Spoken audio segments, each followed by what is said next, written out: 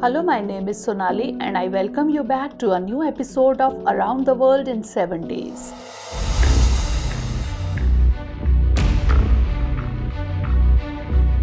The recent past has been a witness to some major rearrangements and reshuffling among the global and regional powers of the world.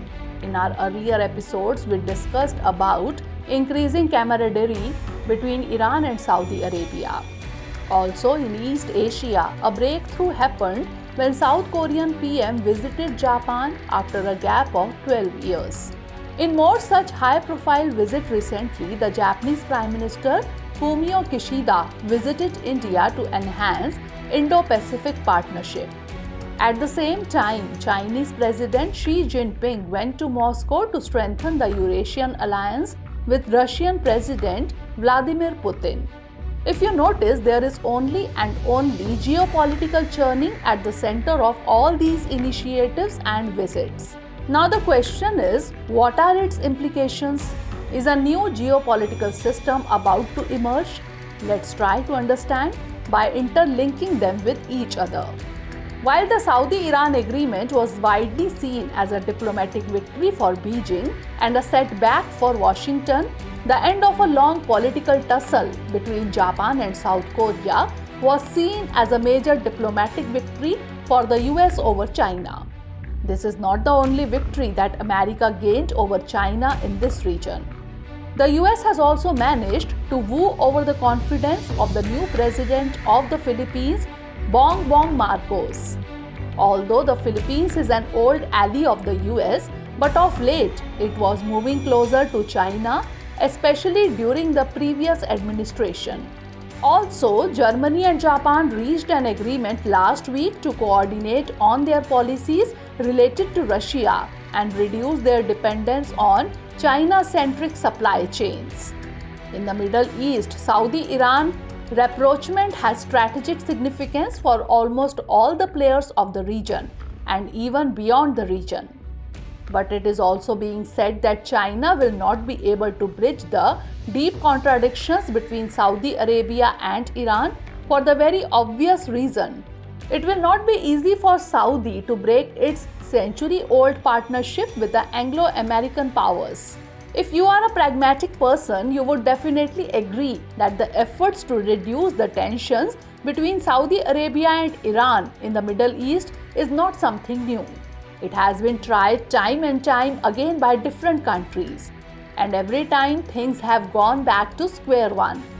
The dispute between Saudi and the UAE on one side and Qatar on the other side was settled in 2021. Following the suit, Turkey's Recep Tayyip Erdogan is now trying to mend his ties with Saudi and Egypt. During the Trump era, Saudi Arabia and the United Arab Emirates supported the US confrontation with Iran. But now, being unsure of Biden's policies, they are finding it more prudent to reduce tensions with Iran. On the other hand, the domestic politics of South Korea is also passing through a period of upheaval. So it is unclear whether President Yoon Suk Yeol's current bold policies of befriending Japan and warming up to US regional strategies will be sustained by the next president, nor is there any prospect of South Korea's deep economic ties with China coming to an end in the near future. What it means is that these are some of the small and transitional elements of a bigger picture, and what we see today may not be necessarily same tomorrow. In this rearrangement of international politics and race for great power, some trends are permanent and some are short-lived. To cut long story short, signs of change are clear, yet still unclear. This might sound contradictory, but that's how the real situation is.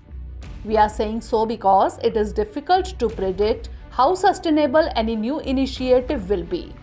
South Korea seems to be moving closer to Japan, but at the same time, it has strong economic ties with China.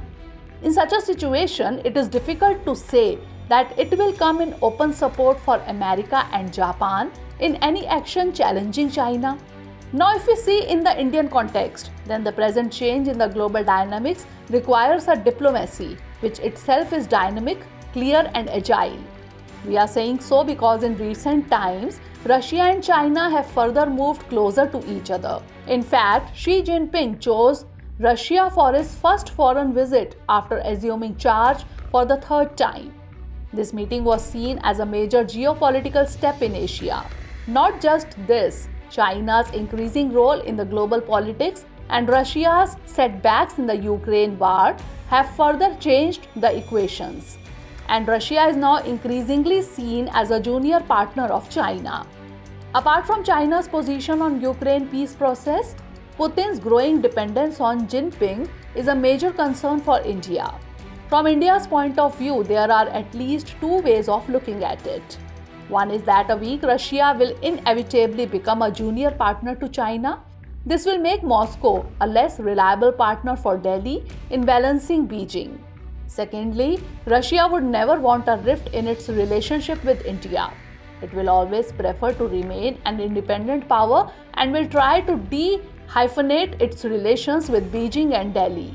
Despite the growing India-China tussle and deepening Russia-China strategic ties. This means that Russia will try to do a balancing act and maintain its relation with both the countries. However, India is expected to play a peacemaker amid the turbulence in the great power relations. India is the current chair of G20 and SCO. It means that the leaders of the major powers of the world will turn to India this year for the summits. On the other hand, Prime Minister Modi will travel to Tokyo to attend the G7 meeting and Canberra to attend the Quad summit.